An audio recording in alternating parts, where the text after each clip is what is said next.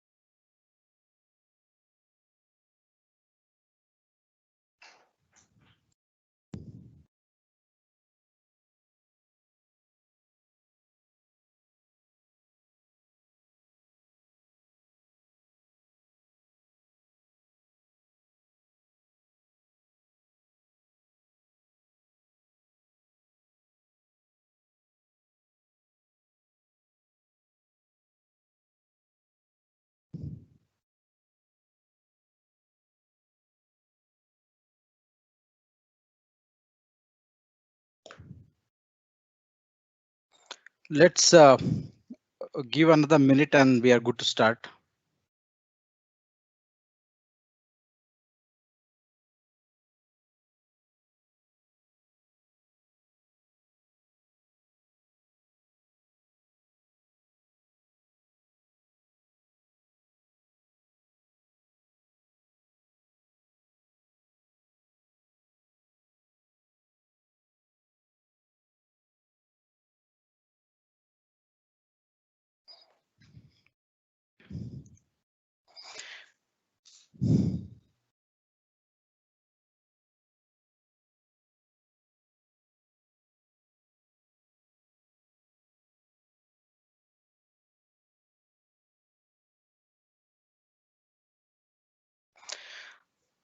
Hi, good evening all.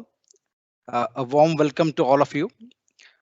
For those who don't know me, my name is Vrishab. I head the compliance business for Allsec Technologies. I'm based out of Bangalore, and it's been almost 4 years with Allsec now. Just to give a quick brief about Allsec, Allsec today is India's leading payroll compliance provider. We process multi-country payroll, and under the compliance umbrella, we are a pan-India service provider. This session is jointly hosted by our technology partner Simpliance. Simpliance also has been in this market for almost 4 years right now, and they have done some substantial work under the compliance management tool. Both Allsec and Simpliance belong to a much larger family called Questcorp. And Questcorp today is India's leading business services company and the largest private sector employer today. Firstly, I want to thank the marketing folks, Utia and Pritika, and their team for arranging this session. And most importantly, choosing the app name, Decoding Labor Laws. Yes, we all have been hearing this from almost quite some time now, and I'm sure that we all are here to decode these 4 codes. You might have heard all economists have been actually arguing India's outdated labor laws. I generally call it quite archaic. The kind of amount of years I've spent in this compliance business right now. We have been hearing about these reforms from quite some time. In fact, in the last 2-3 years, if you actually look at some of these states have done some minor reforms. And at the current context, the ease of doing business is the jig word, right? And getting India back on track, what typically the media folks call. I think these codes are well timed, and I have been attending quite of these sessions, specifically hosted by various industry sectors. It's good to learn. And on a personal note, I see them really progressive. Okay, I'm sure many of you have already attended similar sessions, which in the market, and or at least read the communication through various channels.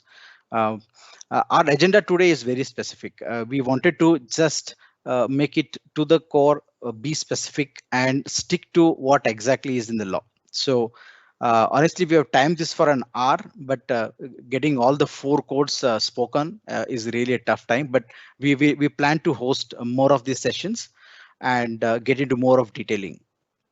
But before we quickly start, I would like to introduce the speakers. I have with me Mr. Uday Kumar. Uday Kumar currently heads the legal and consulting division. He has almost 15 years of experience and he has spent a great amount of time under the labor matters.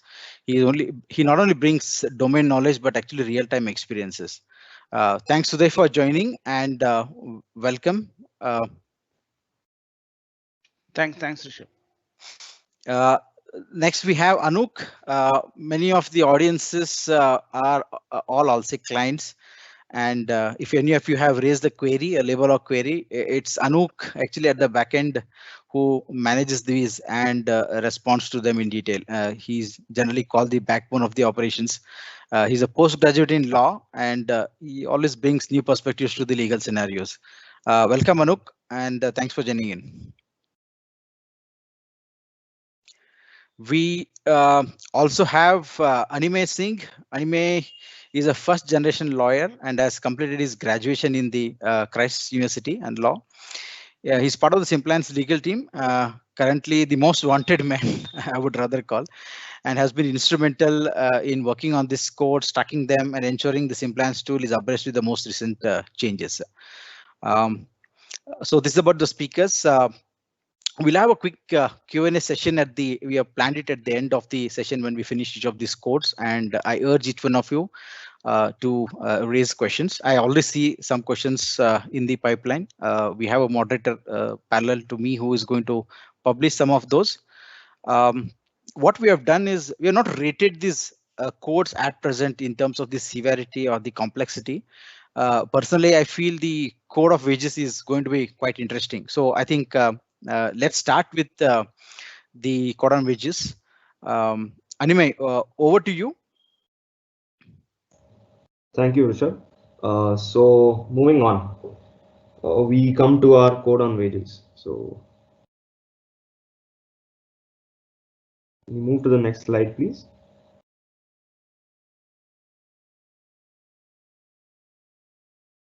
So I'm sure everybody here knows that these are the 4 main codes that we're going to be discussing today. So moving on to our code on wages slide, please. So yeah, our code on wages subsumes 4 major central acts, right? Those being the Minimum Wages Act, your Payment of Wage Act, your Payment of Bonus Act, and the Equal Remuneration Act. The objective of the act is to provide a streamlined basis for the payment of wages in India and sort of doing away with the regulatory confusion that existed prior to the incoming of the code. Moving on to the next slide. Further on, we can move on. Yeah. So a lot of questions come in from various clients from various sectors, relating to what is the current status of the code on wages.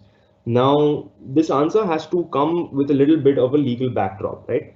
So when a law is passed by Parliament, it can come into force into 2 ways. So either the law says in itself that at the moment Parliament passes this law, it comes into force, or the law comes into force with something called an enabling provision. Now, with regards to the code on wages, the latter is the case, right? So the code on wages is technically a law. If you refer to the third point, you will see that the code on wages is technically a law, but it has not been brought into effect yet, meaning that for the code to come into effect, a notification has to be issued by the central government in the official gazette. So this is what the enabling provision under section 1 clause 3 of the code, that is what it mandates, right? Moving on.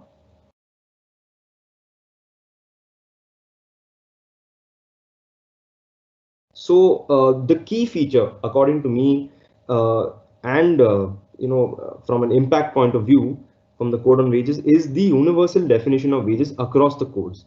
Now, what does universal definition mean?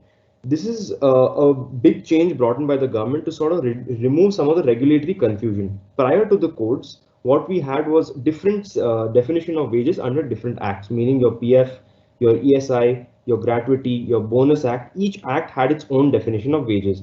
What the government has now done is that it's taken a single definition of wages and applied it across all the 4 codes.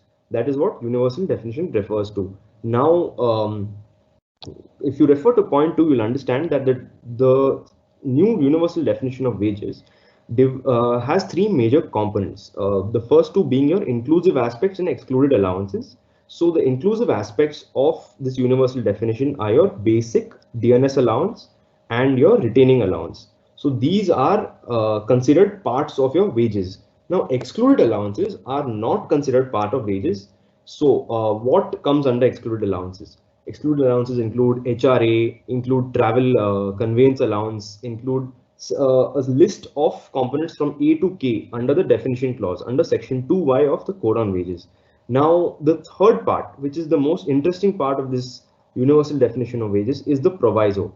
The proviso essentially says that the amount of excluded allowances, if you refer to the third part of the slide, the amount of excluded allowances exceeding 50% of total remuneration shall be deemed wages and added to the same. Now, we will examine the effect of this universal definition. So moving on. Right. So the proviso's effect, like I said, you have your inclusive aspects, your excluded allowances, and your proviso. Now, if you look at basic DA in the first part of the table, you see that basic plus DA, which is 10,000 plus 8,000 rupees, forms 18,000, which is the inclusive aspect of the definition, with conveyance and HRA forming 19,000. So you now, prima facie, it is quite clear that the sum of excluded allowances is greater than the sum of inclusive aspects. However, what the definition says is that the quantum of excluded allowance has to be more than 50% of the total wage. So we don't take the excluded allowances here. What we do is we add the inclusive and excluded allowances to find out the total wage, which is 37,000 rupees. And 50% of that would be 18,500. Then what we do is we find the difference between the excluded allowances and that 50% amount, meaning the difference between 19,000 and 18,500 to conclude that the deemed wages under the proviso would be 500 rupees. So the intention behind bringing about this proviso is to ensure that employers pay majority or at least 50% of wages to their employees in the form of their inclusive components, namely basic basic DNS allowance and retaining allowance. So the objective is to ensure that employees are paid in this manner. Now, who is this going to impact? This is going to impact people who earn large sums of their salary from the excluded allowances. So let's take, for example, sales employees. Sales employees tend to earn a large part of their income from commission-based payments, which is one of the excluded allowances under the definition of wages. So what will now happen is the large chunk of payment falling under the excluded allowances will start being added to their wages through the proviso's effect. So sales employees would be one example where this definition would impact.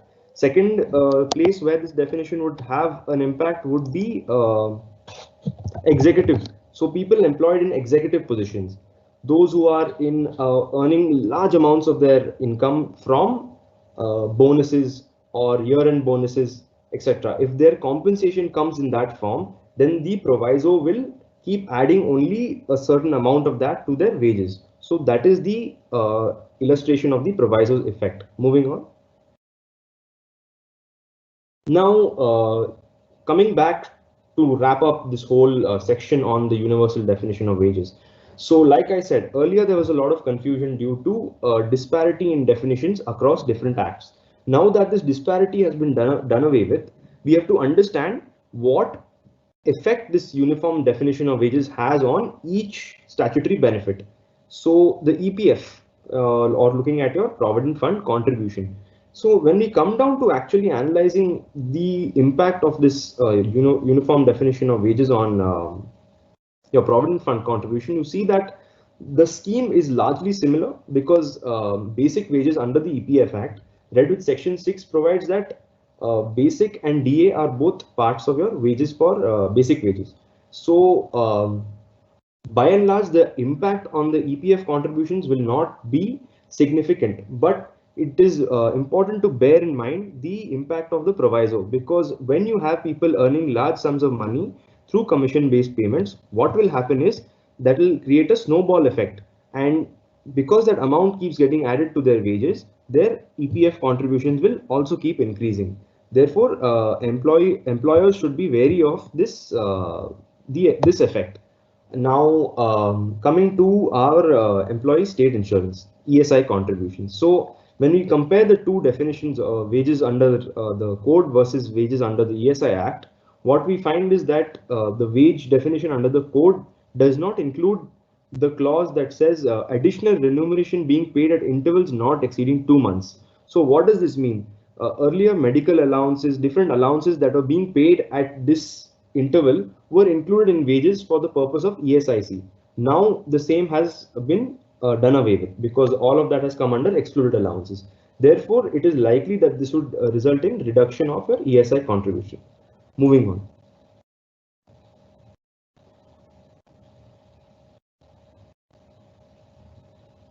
Your gratuity.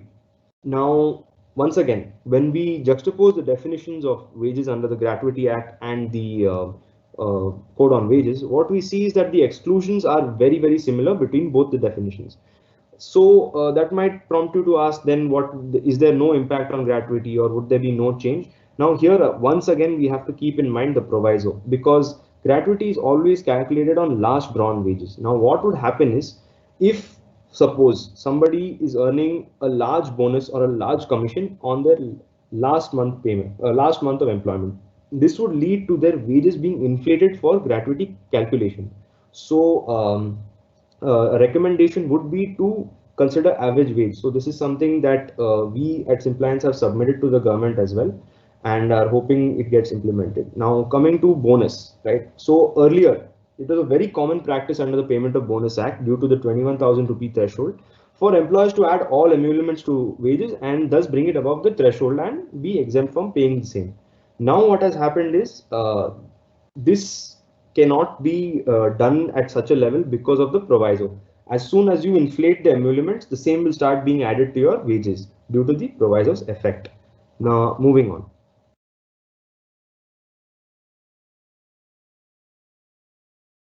So this is just a comparative analysis of compliance under the code. So it is quite clear from the same, where you can see before, where we had 4 registers under 4 different acts and had 4 returns. What the government has done is streamlined all of this and simplified compliance for everybody. However, that being said, I would prompt everybody attending this session to take a look at the penalty charges as well. The government has not simplified compliance only for the sake of making business easier. It is also looking at hefty penalties for violation. So bear in mind that the ease of compliance does also come with a cost for non-compliance. Moving on. Just to summarize then, from our code on wages, what would be the key takeaways? First would be your change in wage structure. So if you refer to the 4th point on this slide, you would see that because the segregation of excluded allowances has happened, there would be a large shift in a lot of organizations, because they would have to change the way wages are paid to certain employees, especially sales employees and executives, right? Now returns, as I mentioned earlier, you have single returns with multiple components for all states and registered. So this is a very important point to note here. Provided that all states adopt the central rules in their entirety, the best case scenario right now would be that 2 registers would be have to submitted, as opposed to 253, which is currently the status quo. Now the other features include inspector cum facilitator, which will be made clearer under the OSH Act. Moving on. Under this slide, what would be your key takeaway is under minimum wages. So if you see rule 3, 4 and 11, you would see that firstly, the manner of calculating minimum wages has been brought into line with the criteria fixed under the Apex Court's judgment in Reptacost Brett. Secondly, rule 5 or rule 4 rather mentions that minimum wages are now going to be specified by the central government into 3 areas, those being metropolitan areas, non-metropolitan areas and rural areas. And lastly, which is the most significant change in the minimum wages framework, would be your introduction of national floor wage. What this ensures is that state governments cannot pay a minimum wage lower than the national floor wage, ensuring that minimum wages across the country are at least above a certain threshold, so that there are not large fluctuations between states, leading to ease of compliance across India, especially for establishments that have pan-India coverage. Moving on. The last slide would just shed some light on the responsibility of a principal employer to pay the contractor for timely payment of wages to contract workers, the payment of bonus, and the categorization of employees. So these are largely small features that have been retained from earlier legislation and would therefore be implemented in a similar manner. So now I would like to hand over to Mr. Anuk, who will be covering the Code on Social Security. Anuk, over to you.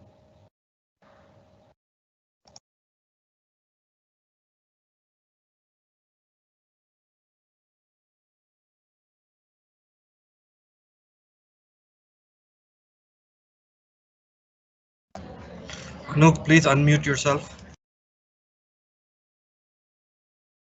Good evening, one and all. I will be discussing on the Code on Social Security. Of the 4 codes, this being one among it. And as my predecessor speaker started off saying that the 44 labor legislations have been codified. Technically, if you look at the 4 codes, there are 29 central legislations which would be subsumed into these 4 codes. And the Code on Social Security would subsume 9 legislations, which I would be discussing in my next slide. As with all the 4 codes, this Social Security Code also has passed through the Parliament, has received a presidential assent, has been published in the Gazette. Now, now it is to be operationalized through the rules, the schemes which have to be framed thereunder. And once that is there, the Code on Social Security would be good to go ahead. Let's pass on to the next slide.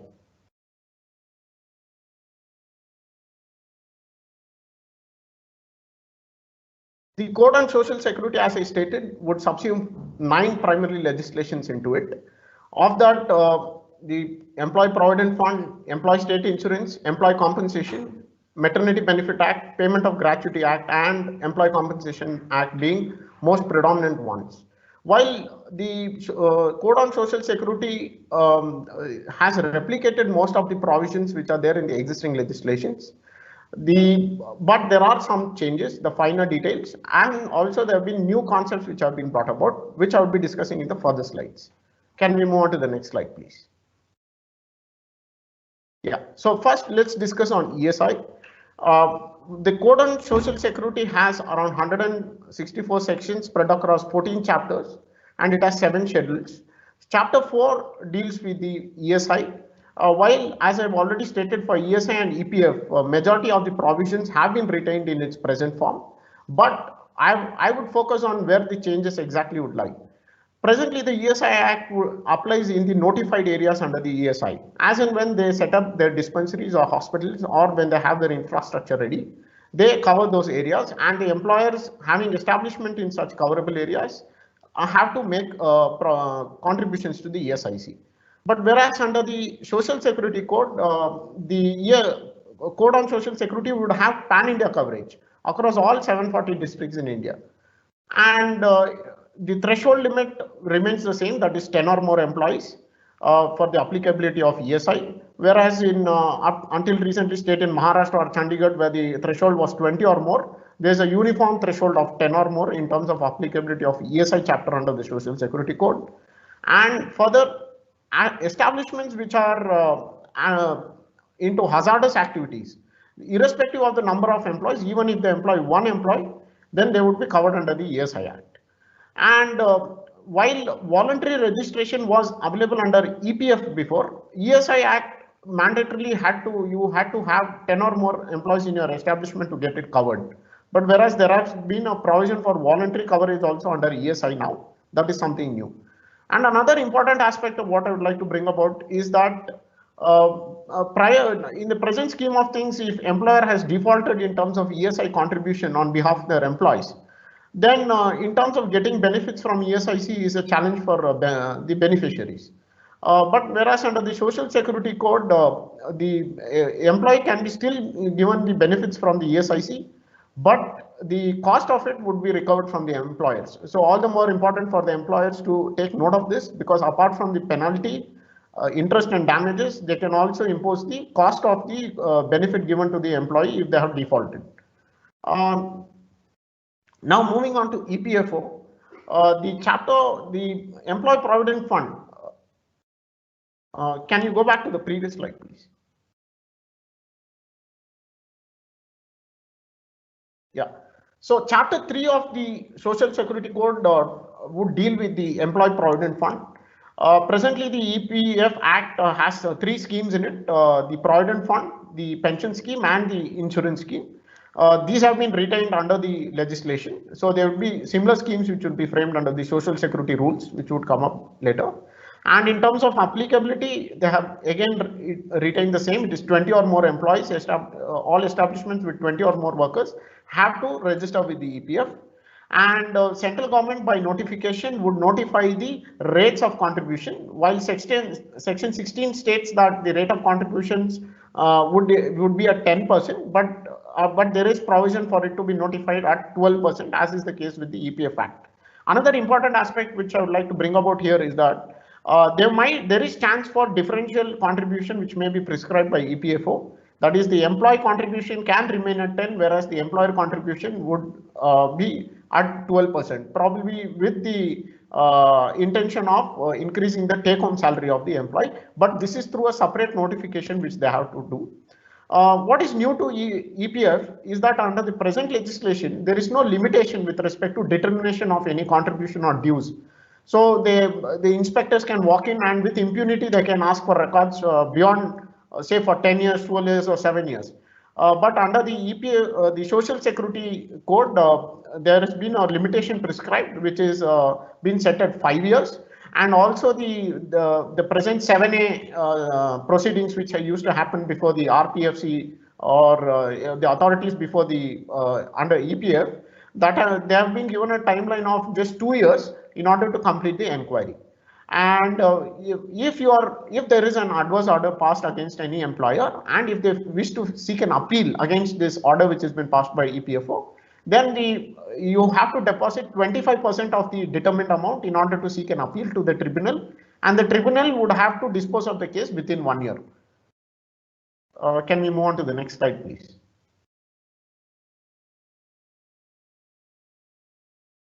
Yeah. So another new aspect which we can talk about Social Security for the unorganized workers. While the organized sector is where there is traditional employer-employee relationship, that is, there is appointment letter, where there are establishments covered under EPF, ESI, where they are extended all these benefits. There are a set of workers like gig workers, platform workers, unorganized workers, etc., who are out of the Social Security ambit. So in order to bring them on board with Social Security, the Social Security Code proposes a government to form Social Security schemes for these workers. These schemes would be financed through contribution from the employer in case of gig and platform workers, the gig workers themselves, and the appropriate government. Gig worker is someone who is defined as someone who is out of the traditional employer-employee relationship. As I said, a traditional employer-employee relationship would involve issuing of appointment order. The establishment would be covered under EPFO, ESI. The employer would have the direct control over such employees. But whereas a gig worker, your Ola drivers, Uber, Dunzo, and all of these, they would be considered gig workers, and more precisely, they would be considered as platform workers if they are using online platforms of Ola, Uber, or Urban Clap, such companies, in order to render their services. And these aggregators, as of now, who claim immunity from EPF, ESI for this such service providers taking claim that they're not their employees. But now they would not be considered their employees, but would be regarded as platform workers. And these aggregators per se, they would have to shell out some part of their turnover, which would be up from 1 to 2% towards the Social Security schemes of the gig workers or platform workers. And this scheme would be applicable only for gig and platform workers, not for the regular employees. Can we move on to the next slide?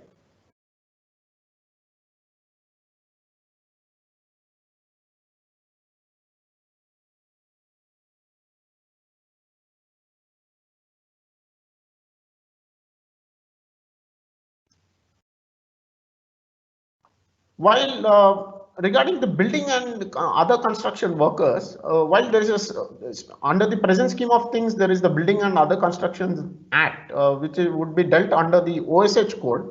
While there is a sister act to this called the Building and Other Construction Workers Cess Act, where on the cost of construction, the government used to levy a cess on the cost of construction, and that had to be paid up by the employer. That would be subsumed, the cess act would be subsumed under the Social Security Code. Earlier, the Building and Other Construction Worker, it excluded residential purpose constructions for which the value of was below 10 lakhs. Now this has been increased to 50 lakhs. And further, before in the present scheme of things, the fact is that you have to submit all your records to the concerned authority, who would assess the amount of cess, and that would be imposed upon you, which you are supposed to pay. Whereas under the Social Security Code, they have given the provision of self-assessment based on your records. And the BOCW cess, as is the case now, is set between 1 to 2% of the cost of the construction. And the BOCW workers, the employer has to register them as beneficiaries with the respective state BOCW board. Coming to the registration of establishment under the SS code, while there is provision for electronically registering new establishments under the code, but establishments which are already registered under any of the central legislation, either ESI, PF, they need not seek registration again under the Social Security Code. And with the present scheme of things, where PF or ESI, there is no specific provision for cancellation of registration. Rather, you have to surrender it through a cumbersome process. Whereas under the Social Security Code, they have also given the procedure for cancel of registration when the company is being wounded up or the company is being shut down. Next slide, please.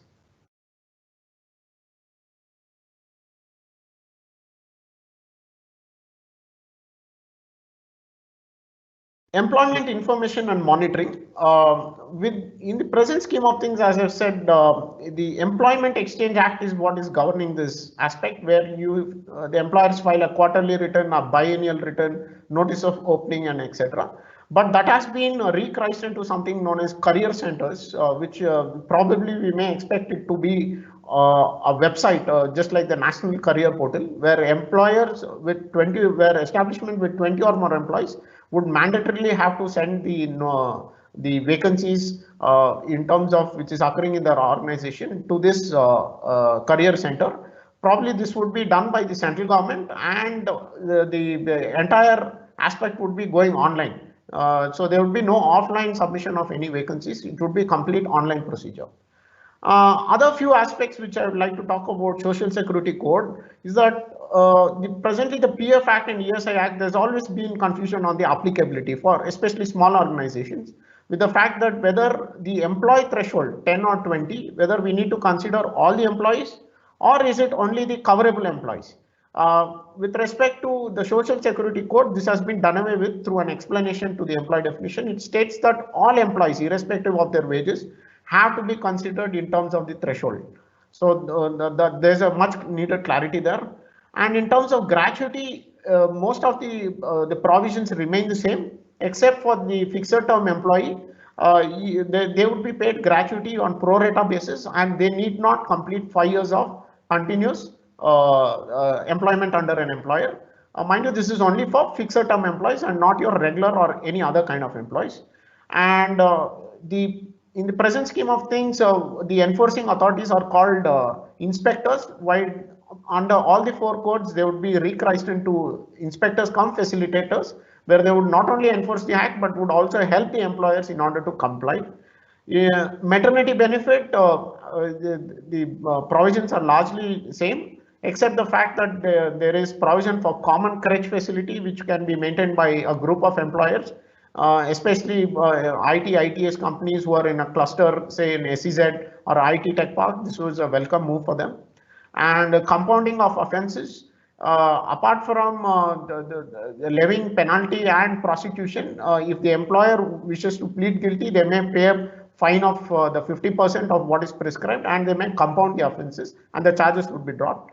And and as my predecessor speaker told, with all this ease of doing business and certain benefits being rolled out to the employers, but penalties have been increased manifold, which you need to be wary about. With that, I would complete the presentation on the Social Security Code. Over to Udaya sir to take up the next code.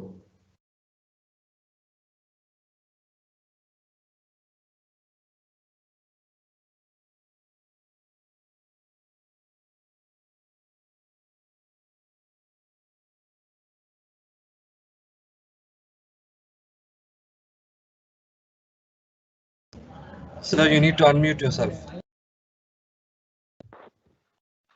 Hi everyone. Today I would be speaking about Occupational Safety, Health and Working Conditions Code. Like other codes, OSH code also has been notified, and draft rules have also been come, and it is yet to get implemented by the way of notification in the official gazette. Moving on to the next slide. So as all of you know, this code also subsumes other 13 legislations, erstwhile legislations, which are Factories Act, Plantation Act, Mines Act, Working Journalist and Newspaper Employees Act, your Working Journalist Fixation of Wages Act, Motor Transport Vehicles Act, BD and Cigar Workers Act, Contract Labor Act, Sales Promotion Employees Conditions Act, Condition of Service Act, Interstate Migrant Workman Conditions of Service Act, and Cine Workers and Cinema Theatre Workers Act, Dock Workers Act, and Building and Other Construction Workers Service Regulation of Employment Conditions and Conditions of Service Act. Not the as my predecessor speaker Anuk spoke. He spoke about the CES Act, and the act which covers here is the BOCW Service Conditions Act here. And moving on to the next slide. Next slide, please. So where does it apply? So to which all establishments it applies? It applies to all the establishments having 10 or more workers, and registration is mandatory for all the workers having 10 or more. 10 or establishments having 10 or more workers, and for factories, for the applicability of the provisions of this code, except for registration, the threshold has been fixed as 20 in case of factory with power and 40 in case of factory without the aid of power. And the draft rules for OSH code has come by 19th November 2020.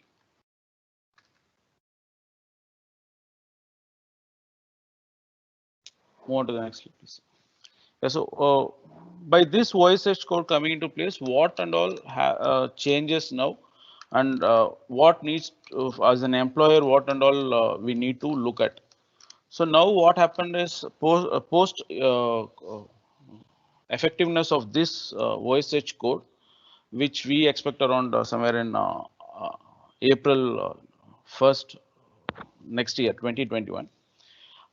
Appointment letter, issuance of appointment letter by the employer has been made mandatory for all employees.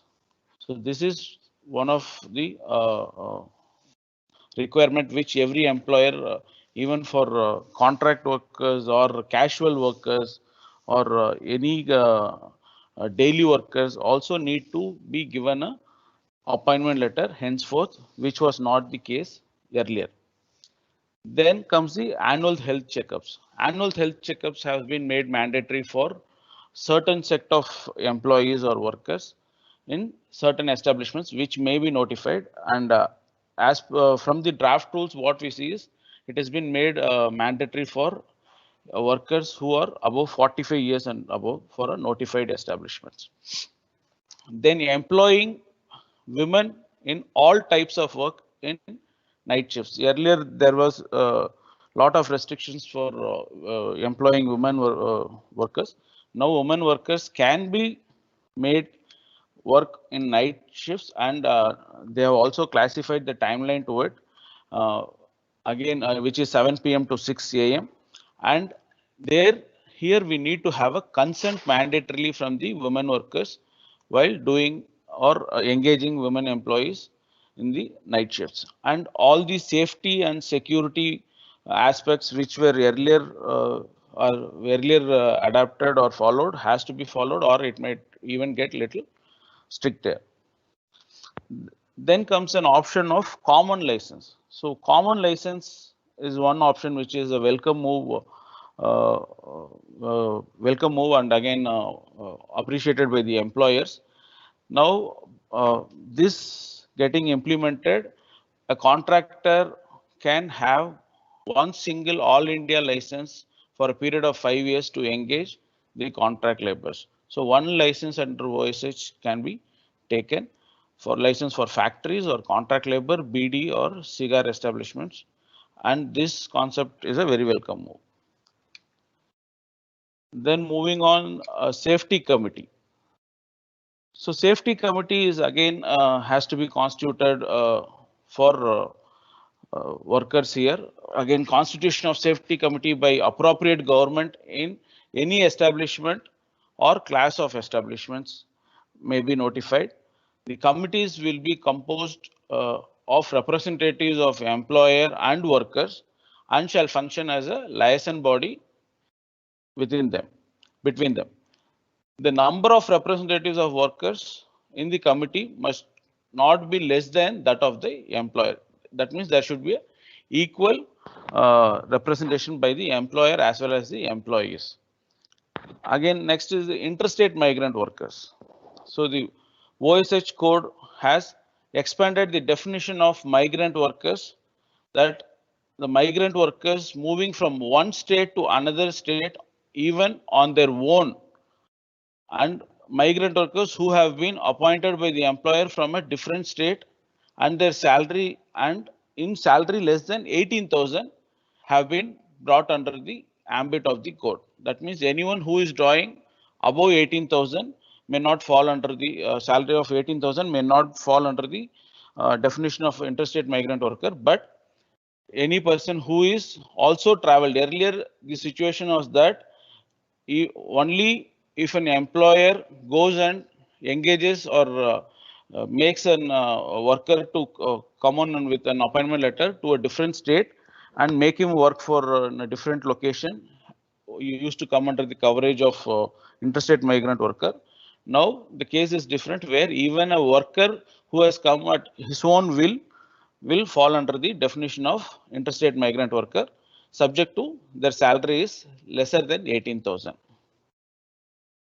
And for them, you have to also have a travel allowance which has to be paid on an annual basis once a year by the employer to visit their hometown. This is one additional complaints which an employer needs to take care of. Again, a database and helpline provision have been made for creation of maintenance of database on migrant workers to help in targeting, skill mapping and utilization of government schemes by the worker. So this database and other things are supposed to be maintained by the government, but of course, yes, this details and inputs will be again taken from the employers for each and every filing. So that might be one of a requirement. Again, a helpline shall be set up to address and resolve the issues faced by migrant workers when they have any what we recently encountered or seen in a pandemic situation. Then comes the working hours. Working hours, now they have made under OSH code, they have made that no worker will be required or allowed to work in any establishment for more than 8 hours in a day. Having said that, there are different work hours which has been defined in our shops and establishment legislation. So that we need to see whether that is going to supersede or there might be a respective amendments to respective shops and establishment act or any other working condition act which is going to have a state applicability. Again, in case of overtime of work, workers must not be paid lesser than twice the rate of wages has been very clearly brought under the workers in OSH code. Women can work past 7 p.m. and 6 a.m. subject to any regulations again prescribed by the government. So these are the aspects around workers. Moving on to leaves, a worker cannot be required to work for more than 6 days in 1 week. That means a week. It is usually there in all our service conditions legislations like Shops and Establishment Act or Motor Vehicles Act also. No person can be asked to work beyond 6 days in a week, and 1 day of mandatory off has to be given.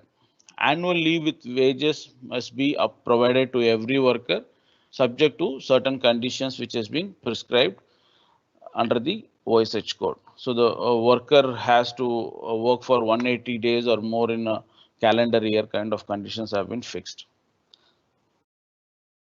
Moving on to working conditions, again the central government shall notify the working conditions which may include provisions relating to hygienic work environment or clean drinking water or toilets, ventilation, adequate space, lightings, etc. Being a concurrent legislation, central legislation as well as the state government will have its own notification or rules framed around these working conditions.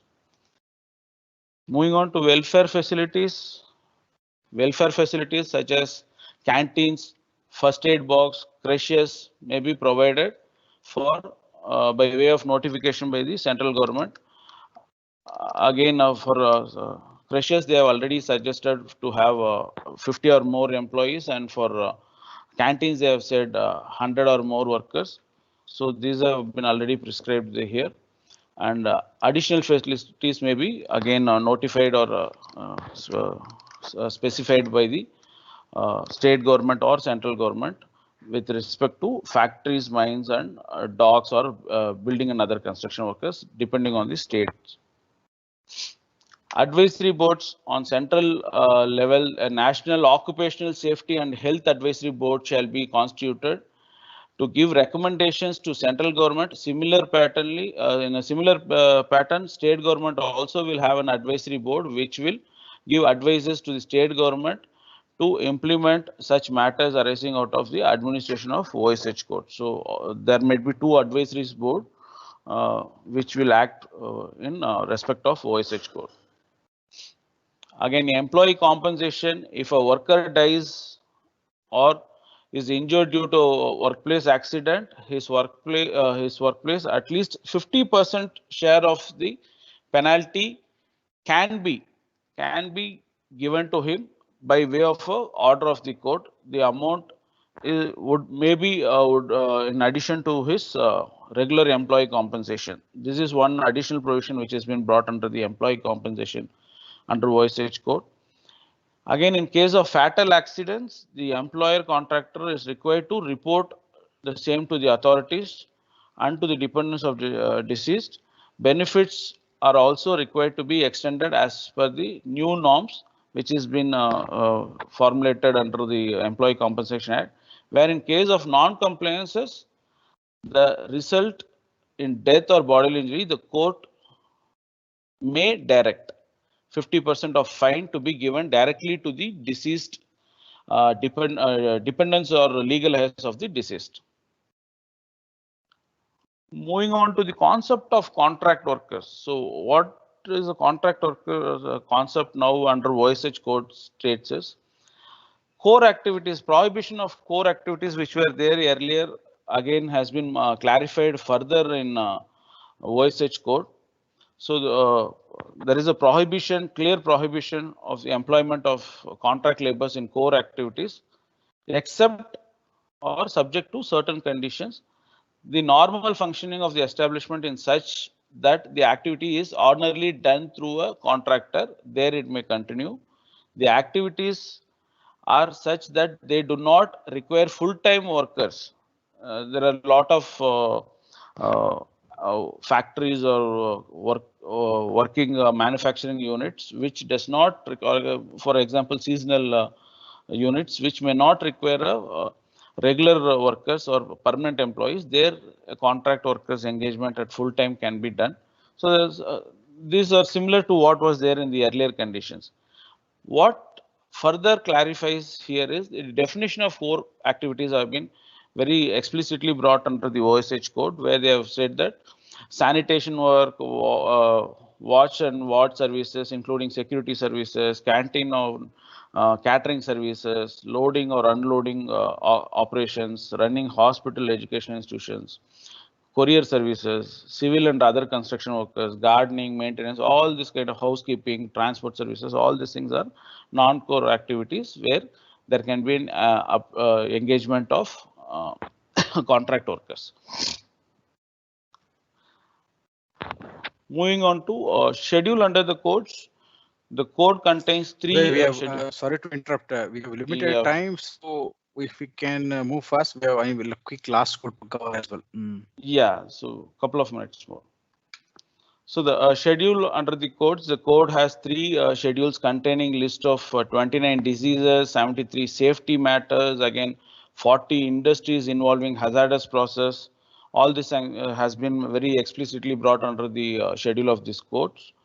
Again, duty of employees have also been very explicitly drafted out, which states providing workplace that is free from all hazardous works, and providing free annual health checkups for notified establishments, informing relevant authorities in case of accidents. Again, additional duties have been prescribed for employers in factories, mines, and docks and BOCW. So these are the additional responsibilities vested upon an employer when it comes to the occupational safety and health workers. That's from my side. Moving on to IR code. Over to you, Animai. Thank you, sir. Moving on.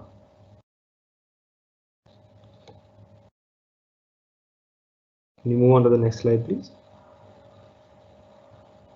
So the status with regards to the IR code remains largely same to the other codes. The draft rules have been published for public objections, and those shall be done within a period of 45 days. So can we move on to the next slide, please? I'm sure everyone here is aware that the Industrial Relation Code takes in three major central acts, those being the ID Act, the Trade Unions Act, and the Industrial Employment Standing Orders Act. Can we move on to the next slide, please? So this is a key change brought in by the Industrial Relations Code, in which it has incorporated the definition of industry as per the Supreme Court's judgment in Bangalore Water Supply versus R. Rajappa. This is basically a 7-judge, so a constitutional bench of the Supreme Court, expanded upon the scope of industry, which was a bone of contention between a lot of people, because there was a lot of doubt over whether my establishment came under the scope of industry or not. So the majority view in this case laid down a triple test to see whether a particular undertaking is an industry or not. So the three components of this test were that the undertaking has a systematic activity, that this systematic activity is organized by cooperation between an employer and employee, and that this systematic activity is for production and distribution of goods and services that are aimed towards satisfying human wants and wishes, meaning that they are aimed at things that are not spiritual or religious, but inclusive of material things. So if these above three tests are satisfied, an enterprise can prima facie be considered an industry. So there is no need for a profit motive. Please understand, the absence of profit motive is irrelevant.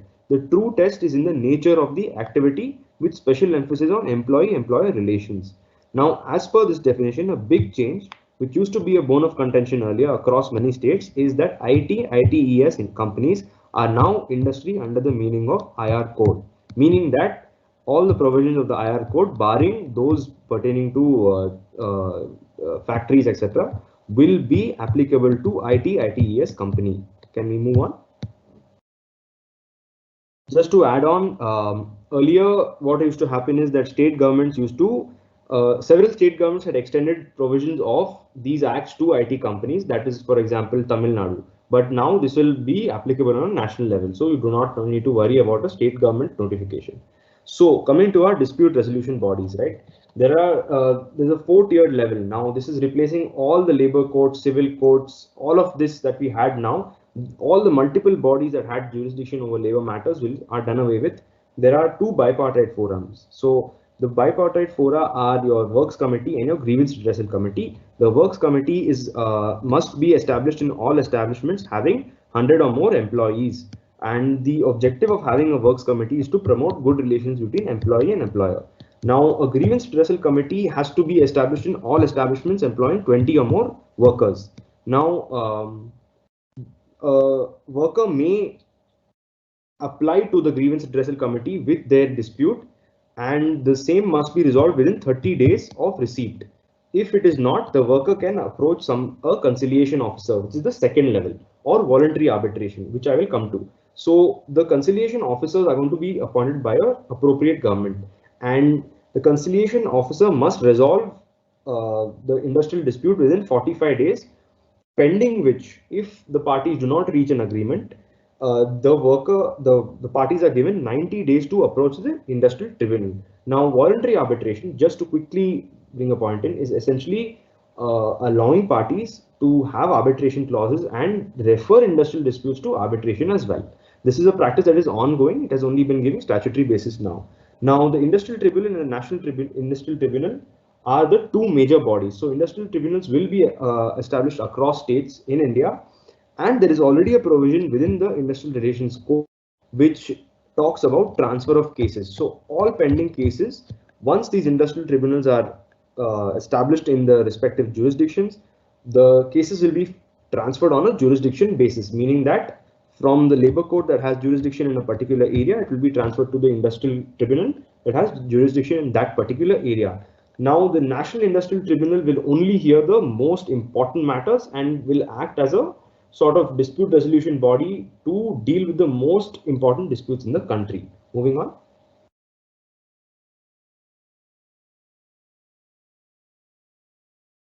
So the standing orders. So standing orders under the IR code essentially apply to all establishments that employ 300 or more workers. Now, the scheme of tripartite consultation, meaning employer, employee, and union, is retained as it was under the Industrial Dispute Standing Orders Act. Certification of model standing orders is required, and the scheme remains the same.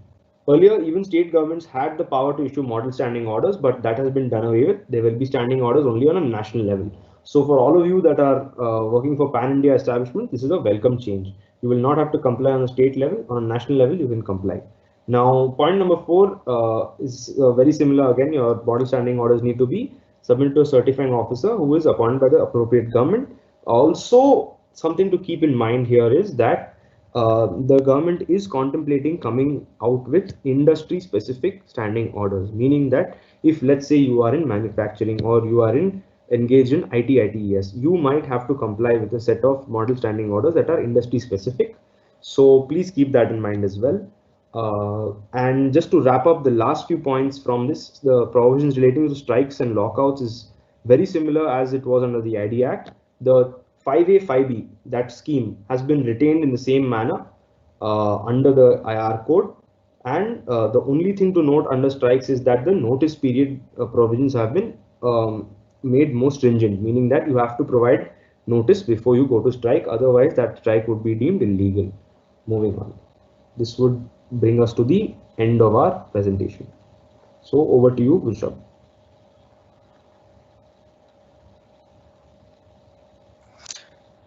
Thanks, all. Guys, honestly, as I mentioned, this is a very short time to cover all the 4 codes, and the agenda here was to only give a high-level briefing and a reading of the context.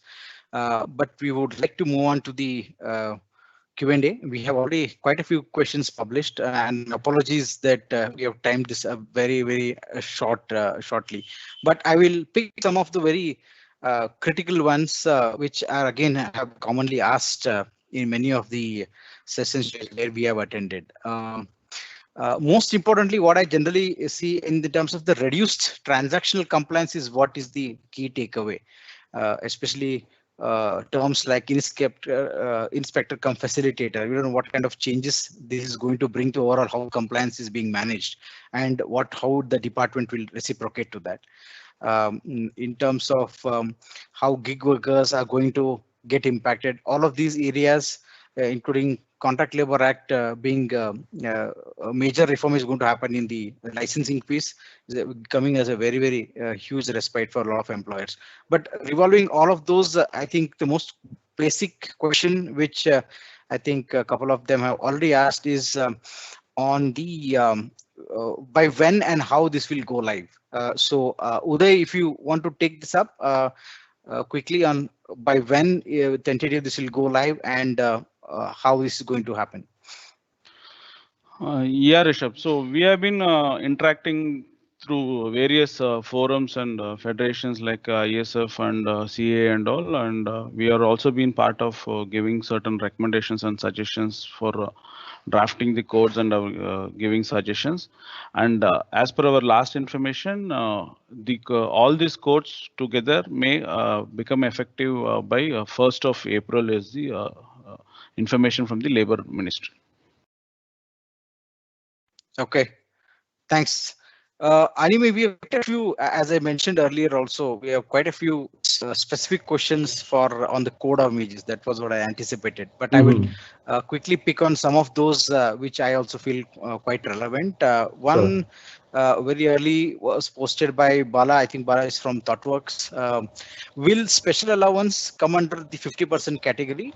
Also, variable is paid once in a quarter based on the target achievement. Will variable component be considered for wage calculations, since it will be varying with performances?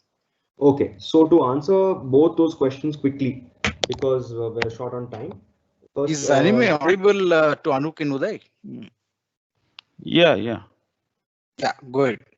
Right. So the allowance firstly, right?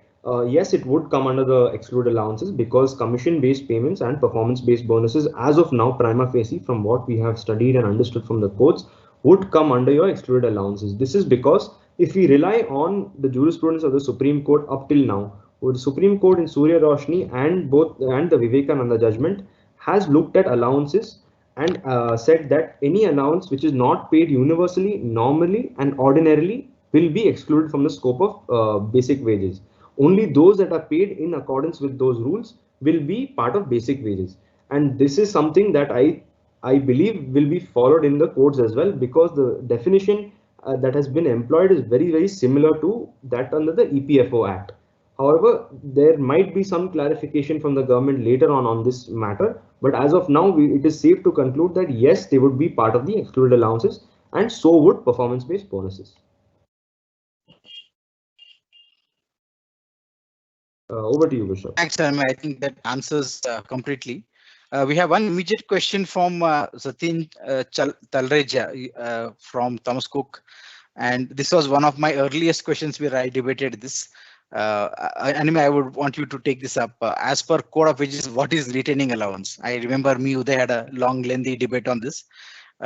So, Anime, as of my discussion with multiple people, including Mr. Udaya and Madhu sir, what we have come to understand as retaining allowance is simply any emolument paid to keep an employee employed, rather retain him in his employment.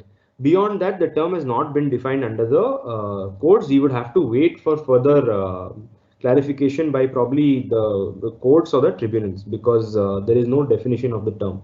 So on a prima facie level, all we could say is any emolument paid to keep an employee within their employment. That's it.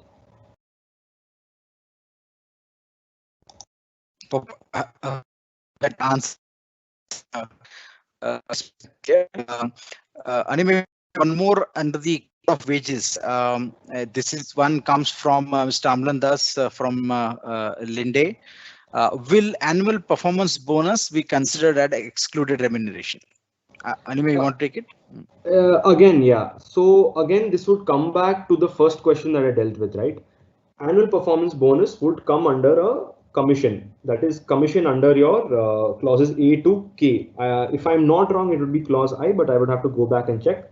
of the excluded allowances. Now, why I would say that annual performance bonus will not be considered is again coming back to the logic in Vivekananda and in Surya Roshni, because annual performance bonuses are not paid universally, normally and ordinarily. They are paid on the basis of certain extra work that is done above and beyond normal work, which is why on a prima facie level it would be apt to say that for now you can consider performance-based bonuses as part of the exclusion. So yeah, I hope that answers your question. Back to you, Rishabh. Thank you. Let's move to some couple of questions on the Social Security Code. This comes from Bhavan, I think. Bhavan from Cantor Operations. What is PF applicable on? Is it similar to gratuity, which is on wage as salary as defined? What will be PF applicable on? Is it the same as the gratuity where the wage is defined? Well, in the present scheme of things, the PF and the gratuity, the definitions are completely different. The industry practice with respect to gratuity is to take the last drawn basic and DA as reflecting in the salary slip in terms of to calculate and disperse the gratuity.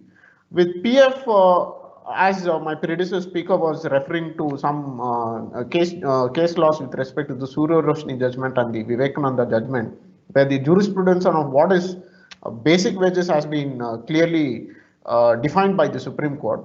While under the code, what would happen over here is the fact that there's a common definition for PF as well as for gratuity, because they both being under the same code, that is the Social Security Code. For gratuity, I think there was a specific slide on that, where there would be an impact. What we see towards the cost of gratuity would be going up, the liability would be going up for the employers, for the reason that the industry practice now is to exclude all allowances in terms of calculating the gratuity, only rely upon the basic and DA. But that would not be the case with the present wage definition, because if there are excluded allowances beyond 50% of the total remuneration, they would be added back to the wages. Point number one. Secondly, if on the retirement month, if an employee is being provided some kind of incentives or some settlement in his wages, whether that would be added back to the wages is a question. So that is why in the rules, what we have suggested is in the Social Security rules is that to average this wage of say past 6 months or 1 year, so that there is some, there's some justice even on for the employer when he is calculating the gratuity. But for purpose of gratuity and PF under the Social Security Code, the wage definition remains the same. Hope that answers.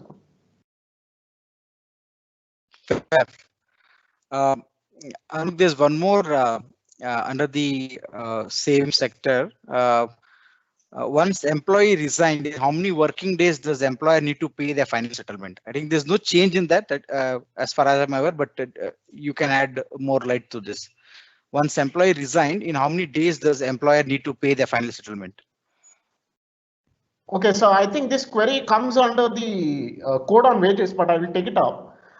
In the present scheme of things is where an employee is terminated, where there is, that is when the severance of employment is involuntary, that is where you need to settle the wages within 2 working days. But if you read the code on wages, it says that even in a resignation case, you need to settle within 2 working days.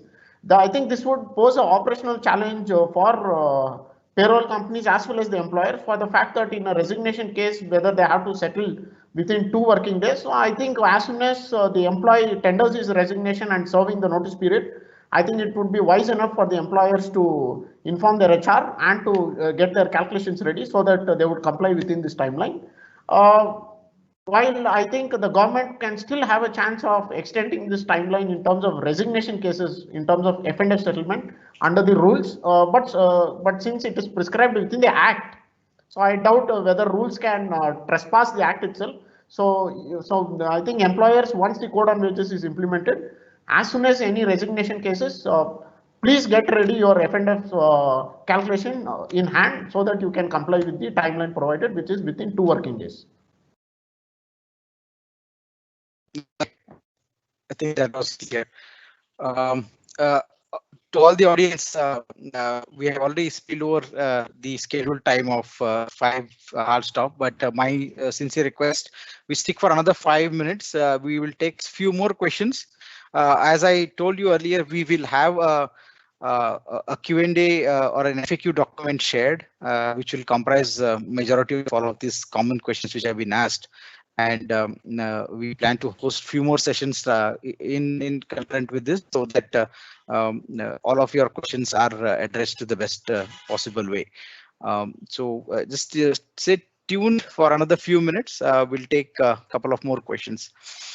Yeah, Uday, I think this, I would want you to take this up. I think it's anonymous, but I think this gentleman belongs to some logistic, one of our clients. He says there are two questions actually. Is the annual health checkup will be applicable for logistics companies?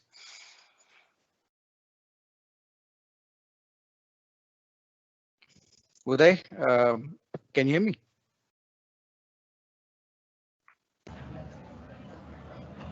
Please unmute. Rishabh, we lost you. Can you just please come again? I think you. Yeah. So this comes from, I think, a gentleman from the logistics sector. He is asking whether the annual health checkup is applicable for logistic firms. So it is applicable for certain notified establishments. Logistics have not been notified, but 45 and above is one which has been made for 45 and above age employees. All the employees have been requested to be made. So that is one which has come in the draft rules. That may get changed by state to state again when the state rules are framed. So yeah, it may be made applicable or may not, depending upon the state of presence of the person. But in draft rules, it has been made for 45. One fundamental question which always comes up, Uday, so far has come up, and we need to give this clarity right away. It was on the OSH code, whether all the establishments will fall under this, or is there any applicability threshold for the OSH code? OSH code applies for population we today service. Yeah, except for establishments which are not in hazardous process or under dock workers or other aspects, it applies only for establishments which has 10 or more workers. 10 or more workers. Okay. Yeah. And process also recommends a certain registration, right? Can you throw some light on that? That's one of the most important aspects, because as again I mentioned, the audience here, many of us come from the establishment sectors where we have a commercial establishment or an office, and any new registration will again be an additional compliance. While we are aware of the shops and establishment licenses we already have in place, that's again a state act, but specific to OSH code, will there be a registration specifically? Yeah, this will have a registration per se, but again, it will have a, as I said, one registration concept. Again, one contractor may have multiple presence and take one registration. This actually will reduce the compliance hurdles for an employer who is majorly in a contract business or a staffing business. With respect to principal employers, again, it is a very lesser this thing. So compliance perspective. So I don't think it has enhanced the compliance hurdle or compliance requirements more. Rather, it has reduced the compliance requirements from employer's side. But registration is there. Yes, it is a requirement. Okay, so we yet to get the rules out and how this registration will happen and all. Rules have come out, Rishabh, but how it is going to get implemented, how the windows are going to work with the central department, whether it is going to be integrated with the Shram Suvidha, whether how it is going to get with the state level, that and all is yet to be looked upon. Okay. In the benefit of time, I have a short 15. One last question, and I think this is one of the interesting questions which I have picked up from my one session. And Uday, I want you to take this up. on the IR code, and specifically I've picked this question because in the last few months we have some of our companies clients have gone through this situation. If we retrench workers under IR code, apart from the retrenchment compensation, is there any other liability to be paid? Anything specifically highlighted in the new code? No, I don't. So the S12 code also had a requirement where we used to have a notice period also to be paid. So that notice period is still there. So notice period and retrenchment compensation, then your other leave encashments or additional benefits and all are there, which is part of your terminal benefits. Under IR code is your retrenchment compensation and your notice period. Okay. I think we have still quite a few. I see the excitement of so many questions still pouring in. I have recorded all of those, gentlemen, and rest be assured that our team will quickly coordinate all of this and send you or circulate the FAQ document, and we'll try and host it as well for ease of retrieval. Thank you all. I think it was very fast, I understand, but please stay tuned for further communication from ALSEC and Simpliance teams. We will have few more of these sessions very shortly so that we can imbibe more of these codes and actually really decode them. Okay. Thanks, everybody. Thanks, Uday, Anouk, Anime, and our key coordinator, who is at the backend. Thank you. Thank you, everyone. Thank you. Thank you, team. Thanks, everybody.